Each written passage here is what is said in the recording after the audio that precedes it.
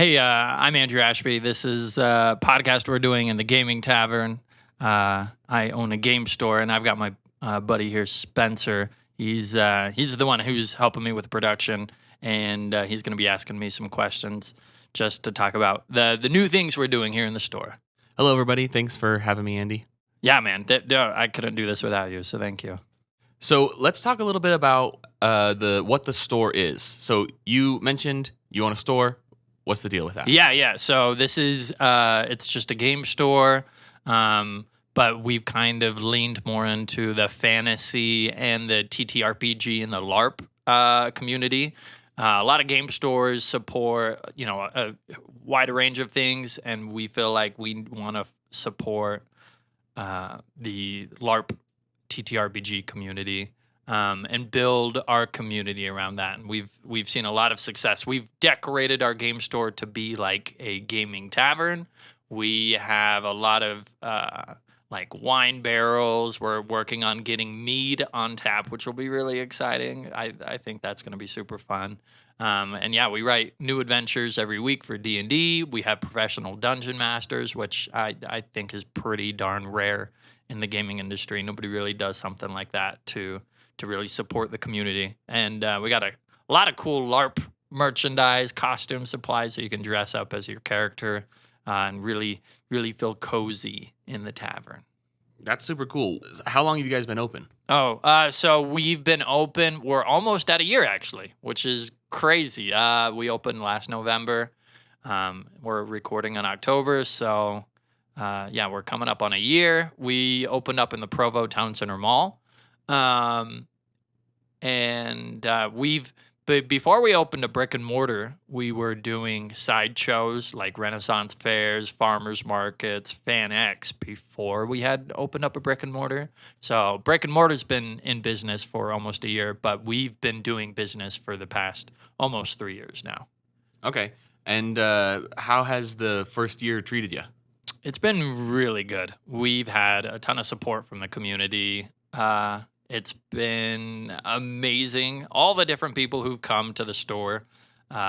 We've had people travel across the country to come in. I had this couple in from Pennsylvania just last week, and they spent over $100, which is it was very grateful to them. But that's just to show you kind of the reach that we've had. It's been awesome. And the highlight, I would say, was the Dead Wars we had a few months after opening. We pulled in 1,000 people. We set a world record for the biggest game of D&D ever played. We took over the entire mall for that event, but that was kind of like the signal, like, hey, yeah, we can do this. We can build a community. We can reach people. We can show people that Geek Together wants to do something unique and different from every other game store. So I want to talk about the Dead Wars because that was a pretty big deal earlier this year. You mentioned that it was a world record, but it's kind of more than that. For sure. Yeah, tell me more about the Dead Wars. So you helped me a ton on that project. Poor guy, you were here till midnight doing the sound. It was like 1 a.m. actually. You were doing sound for the stage and everything. It was a good time. Thanks for being charitable about it. But so I really wanted to show the world that we Geek Together was a force in the TTRPG space, that we were an authority. We were something unique.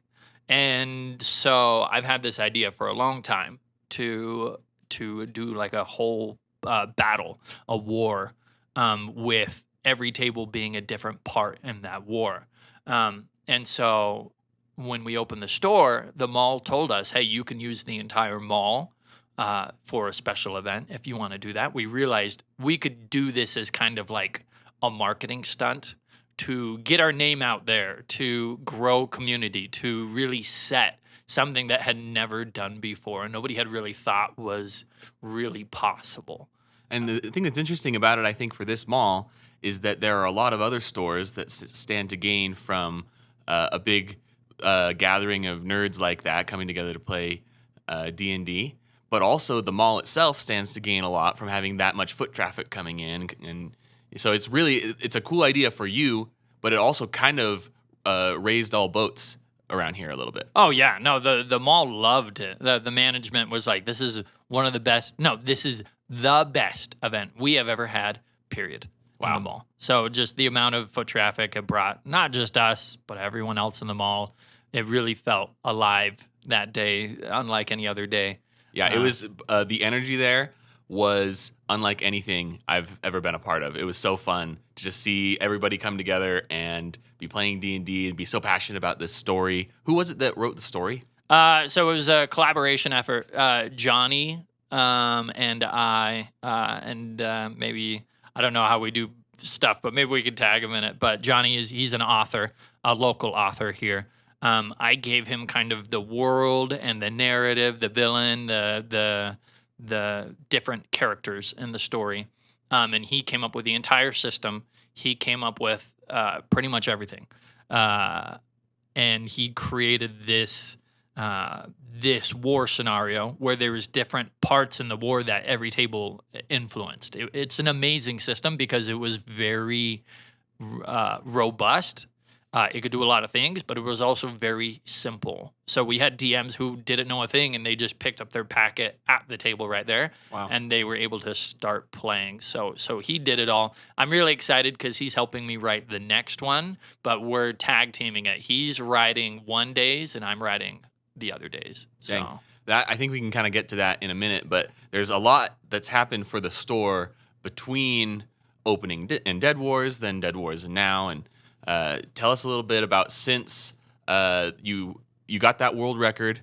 I've seen it displayed around the store. It's a really cool we feature definitely here. show it off. But since then, that was kind of like you said, you like proving to the world, like, hey, we can do some great things here for the community. What are some of those things that have happened since April? Good question. So we lost money on the event. Okay. Net total, we lost money on the event. However, I definitely wouldn't call the event a failure because it did establish us in the game space, and it brought so much recognition to the store. Did you say how many people participated? Yeah, it was over 1,000. So the total was 1,227. And that's only players in the D&D game. That's correct. That's only the people who actually confirmed for the tally. There was definitely a lot more than that people that day. We had probably double that amount of people in the mall. I will also say since then, there were T-shirts for the event, and I got one, and I've been kind of wearing it around and stuff. And more than one time, I've been out just like in the wild and seen people will see the shirt, recognize what event it's from, and say, that's so cool that you were there. I wanted to, but I wasn't. Yeah. Some people were there, but some cool. people know about it who weren't there. So really, there was a large number of people involved or familiar, at least locally, with that. Yeah, the T-shirts are crazy. There was some guy who he gave his T-shirt to his father who lives in like a different state, like Michigan, and he was wearing the shirt around, and somebody was like, "Oh, dude, were you there at the world record?" Like You're completely the guy. Yeah, and so I love the shirts that people are able to recognize them. But yeah, the fact that like we can say, "Oh, hey, we set the world record for D&D," and almost everyone in the D&D community or the TTRPG community will recognize that, and they'll be like, "Oh, I did hear about that actually," or "I saw an article about that." Wow. Which, as a local game store, like how many local game stores do you know anywhere in the States that like you can just recognize from something they did? Especially stores that are only a year old. Yeah. And otherwise, it's not like you guys have a major like corporate backer or, you know what I mean? It's like you guys are just really pulling yourselves up by your own bootstraps, if you will. We're definitely mom and pop, and I'm not trying to brag about that, but like that's... I'll brag for you. I'm not associated. I think you guys have done an amazing job so far. Thank you. But it's really cool to see that we've been able to pull that kind of recognition. I got interviewed by I think it's called Enter the Dungeon. It's a podcast hosted by Wizards of the Coast. Wow. Their official podcast. And so I was able to be a guest on that and some other podcasts. But yeah, it's definitely done wonders for the store. That answers the question, right? I already forgot. think it kind of derailed the conversation, but we were talking about since Dead Wars, how things have been kind of going. You mentioned that it was not profitable for the store, but there's a lot of brand recognition involved with that event and sort of how things have gone since then. Yeah. So after the fact, after the Dead Wars, we took the money that we did earn from the Dead Wars and we invested more into the store. So we've doubled our square footage. So that's been great. We now have double the amount of tables to play in, double the amount of space. And we've invested in new product lines. We're working on our website to hopefully bring a lot of our products outside our store, which will be amazing. We've attended more events. And then a really big thing that happened just a few months ago is we merged with another company, Sea Dragon Cove. They're just like us. You know, they make their products out of their own home garage. The husband and wife who run it, they're amazing people. And so now we have, not only do we have the We Geek together, but we also have the Sea Dragon Cove branch. So when we go to events, we can have two booths at big events, and we have a lot more resources and knowledge. The wife, she's an amazing artist, so she's like our graphic designer. She can make T-shirts for us, and both of them, they know how to work like industrial laser machines, which we have no clue how to. But now we can make so many unique products with them. Like we can laser cut our armor now instead of hand cutting, which is gonna save a ton of time. We can now make our own product line of a lot of unique items, which again puts us in a really cool spot that we weren't able to be in less than a year. So up until now, your product line has been mostly just like local craftsmen that True. you've kind of partnered with. True. And so I imagine that'll continue to probably be the case as you grow and expand like this, at least on some level. But you have plans to have Geek Together brand products as well. Yeah. Well, so the problem with being a game store owner is that you're retail. You're reselling a lot of stuff, and you are just kind of at the mercy of whatever the market is.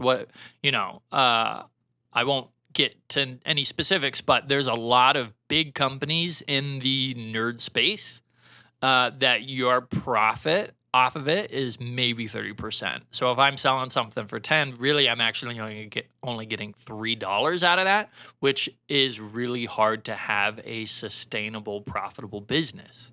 So that's why having our own product line, like we started by making our own leather armor, we started 3D printing. And so our profit margins on those items we sell is a lot higher. We're getting 50 to 70% profit on those items. That is a lot more stable of a business. And we can maybe even sell that to other game stores. We can build off of that. But when you're just purely game store retail and you're just buying and reselling, it's really hard to have a ton of profit that you can then reinvest and do big things like that. Like the Dead Wars. Like we couldn't have done the Dead Wars without $30,000, and that's really hard for a game store to be able to scrounge up with their minuscule profit margins. But in reverse, if you have these higher profit margins that you're talking about, it makes it possible so that you could sell some of these items with tighter margins that are fun, but they're just hard to really make a sustainable, impactful. For sure. Like we can sell the trading card games, and we can sell wizard or source books for stuff. We can absolutely sell that stuff. The reason you come to game stores, we can sell the classic products, but then we can also sell these really unique handmade items that we make from ourselves or we get from other local creators, and we'll be able to have a much more sustainable and faster growing business. Like I hope in 5 years we have another location, which, that's a dream, but so was the Dead Wars. Sure. And we did it. So another big event or a thing that brings in a lot of revenue for you guys is these events that you talk about going out of the store into other places. Like, for example, recently in Salt Lake City was FanX. and you guys were involved there, as I understand, pretty heavily. Yeah, so FanX and outside events, that's how we started our business. And if you are a local game store, you should really look at doing outside events. There's so many benefits to doing outside events. It's a new thing to learn, but that's how we started, was doing outside events, and I wouldn't have done it any other way because it taught us so much. And outside events are also, when done right, they can be insanely profitable. So we had 3 spots at FanX. We had our Geek Together vendor booth. We had the Sea Dragon Cove vendor booth. And then we helped in the game room, the TTRPG game room. And part of our agreement was, hey, we'll help. We'll bring Dungeon Masters. We'll advertise. We'll give you guys the Dead Wars. But we want to have a spot in the room to sell. So we had 3 selling locations. And then we created a quest where we partnered with other local creators that we knew were going to be at FanX. And so the quest was, hey, you need to visit our 3 spots. And then after visiting our 3 spots, you have to go visit everyone else's spots. All these other guys that you had been collaborating with. Yeah. And so you got to visit them and, just check out their booth or roll a set of dice or play with them. And so it was really cool because it gave you something to do at FanX, which I feel like conventions, after you've toured the vendor floor and maybe you've hit your panels, you just kind of get burnt out and you're just kind of like, I'm just kind of there, or you maybe even leave. Yeah, exactly. And so there was something to do, and we gave out prizes as well. So people who actually did the quest, they got tokens to show that they did the quest, and they also got chances to get free. We did raffles, we did drawings, so they could get free stuff for doing it. But you had to show up back at a certain time. So from a cynical business stance, it's a good idea because it forces customers to go to your locations a few times, and then it forces customers to come back to your location, so they will see your stuff multiple times. But it was really cool because I recognized the people who came back, and I was actually able to talk to them and build these connections with people. And they're like, hey, this is really fun. And in fact, one of the guys who went has now come into the store a few times, and now I know his name. And so as far as just the things that I really like, building community, it was really cool. And also all of these other local businesses, they grew off of it, because now you have all these people coming to your booth to finish this quest, and so you get to show them your cool thing, and hey, maybe you might get a seller, you might get some interest from them. But now we've made connections with all these other local people, and so that's why it's called, one of the cornerstones of We Geek Together is working with other people. I never like to view the marketplace as a competitive, a zero-sum game. Yeah. If you make a sale, that's my loss of a sale. I think there's so much to go around. Yeah, especially in luxury hobbies like D&D, card games, things like that. Just because somebody buys this cool novelty gift from this person doesn't mean they don't also love your cool novelty gift or somebody else's cool novelty gift. We should never, when we start looking at each other competitively, is when it really gets in the way of growth. And so the more we can work together as a community, it just benefits everyone. And so now all of these local creators, they hopefully, they get along with me. They are like, hey, we like what We Geek Together is doing. And so at the next event, when we run a quest, hopefully we have them back in again. But, when they are talking to their customers, they might also be like, oh, hey, and I really like We Geek Together. If you ever are in Provo, go check them out. And I say the same thing about these guys too, if I carry their products or that kind of stuff. So that's cool. I love that we've seen that theme in both of the major events that we've talked about in this episode, both in Dead Wars and in FanX.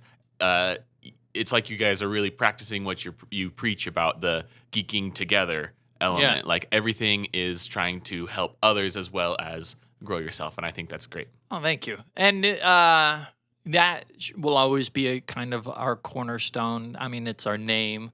We really like I mean, because we've started with nothing, right? I was a fast food manager. I didn't have any money really. I had to like scrimp and save to buy a 3D printer, and I had to justify that purchase by saying, "Look, it's gonna make us money, sweetie. Like I promise, this is a good investment."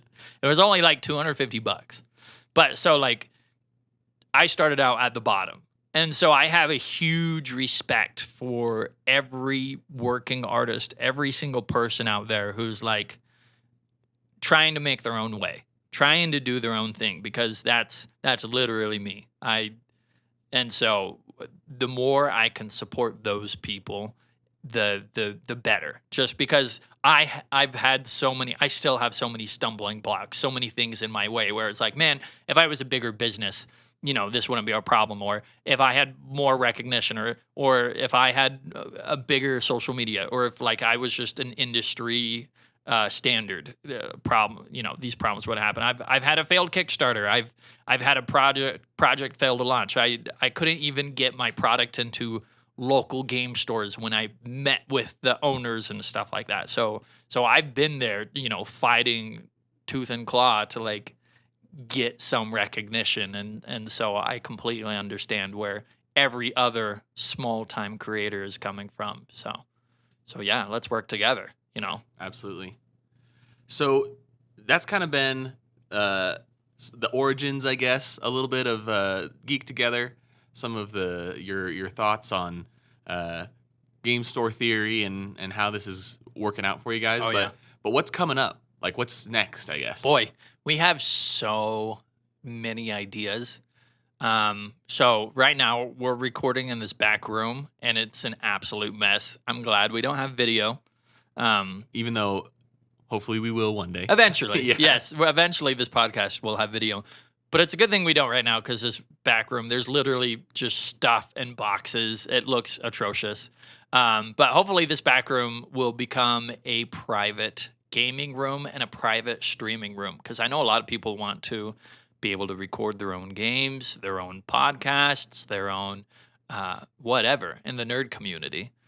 Being able to have a room that you can just rent out for an evening to record, to play, with all the equipment, with a staff who knows how to press record. You don't have to invest in all this stuff. That would be awesome. So we're working on that. And game stores have private game rooms. That's not new. But to have a game room that's equipped for streaming, for recording, would be pretty amazing. So that's one project. We're getting ready for Dead Wars 2 next year, April. You mentioned that that's a 2-day event. Yeah, so we're doubling it, but we're keeping it in the mall. So to double it, we're doubling the days it's going on. So it's still a war scenario, but instead of defending a castle, we are attacking a castle. So I won't give away too many spoilers, because we are working on it, but it's a siege, and they're two separate battles. So Friday battle will be in one area. Saturday's battle is going to be in another area, a different plane of existence. Oh, wow. But they canonically happen at the same time, and it's very much like, in Star Wars, you have like the people on the planet destroying the shield generator, and then you got the people in space trying to destroy the Death Star. Yeah. Very much like that. Like the battles are completely separate, but they are both reliant on each other's battles going to plan. If Friday's objectives fail, Saturday's, it will impact Saturday. And if Saturdays fail, that means all of Friday's good work has gone up in smoke. And so pressure's on both days for getting their siege, their missions done. So it'll be Friday, Saturday, and we're currently writing it. I've again got Johnny. He is writing Friday, and I am writing Saturday. And we're taking D&D to a place that I haven't seen done in almost any other books or publications. So I think I think the players and the dungeon, especially the dungeon masters, I think they're going to have a lot of fun playing in this because it's going to shake up a lot of what people think D&D is. So I'm really excited. And then you're planning that for springtime Yeah, next year as well? 2024 April. We're trying to time it right when BYU, UVU get out of school because that's when a lot of the locals will have some free time. So that's next year's events. We've also got a lot of other big events we're planning. We're going to be using the mall space a lot more. I want to host like a Yu-Gi-Oh! Battle Royale, like a Battle City. Like, based off of the anime. I want to do that in February. We're doing a big thing. We're supporting this Authors in a Dungeon where all these local authors are going to come. We might even have some big name authors. It hasn't gone public yet, but I can't say who there, but we've got some pretty big authors lined up. That's happening in January, and that's a free event. That's a free event for people to just come in and see these cool authors, maybe get kind an of a meet and greet type thing. Yeah, and there's going to be panels. We're calling it Authors in a Dungeon. We're even seeing if maybe we can get some of those authors to play D&D. Oh, cool. With people. So that we're still very much in the works. So I can't talk too much about it, but January we want to do something. But we have so many ideas. We're developing a new product line, which is really exciting. Our website hopefully will be open by the holidays, so then anyone around the world can buy our products, which would be a huge benefit to the store, just to be able to reach more people. I'm publishing an adventure, a D&D horror adventure in Friday the 13th. Okay. I've been writing this. Yeah, I've been writing this for the past year. It's going to be fun. So there's so many ideas that we want to do. And that's just the near future. Like I have ideas for 4 to 5 years down the line how we're going to change the LGS space. That's super cool. Well, I'm excited to see how those ideas come to life and what other things that you get up to here. But at least for this episode, we'll probably wrap it up. I expect we'll probably have more in the future, depending on how this turns out for us. But, we're going to definitely have more. But tell us about finding the store on social media. I'm sure a lot of folks probably found this podcast from social media. Yeah, you have quite the TikTok presence. But yeah, tell us where we can find you guys. All right, so we've got the TikTok, we got Instagram, and Facebook. It's all under We Geek Together. We also got a YouTube channel. Which, hey, I don't know where we're going to upload this, but I might just throw it up there. But we want to, on the YouTube channel, I really want to create a weekly series that's just the behind the scenes of running a game store. I think that's really interesting. Nobody's really done something like that. So I want to show that on YouTube. So subscribe on YouTube if that sounds interesting. And yeah, those are the main platforms you can find us on. TikTok, Instagram, Facebook at We Geek Together. Yep. Cool. Yep. And then be sure to leave reviews and all that nonsense for podcast platforms and whatever else. Boost that algorithm, as they say. Again, we're a tiny local business. I'm literally nobody, and so the fact that people actually care enough to spend some time to listen, to watch, to like, or to send a review or whatever, it honestly makes the whole difference. It makes this possible. So thank you. Yeah, thank you very much. And we'll talk to you guys next time. Heck yeah.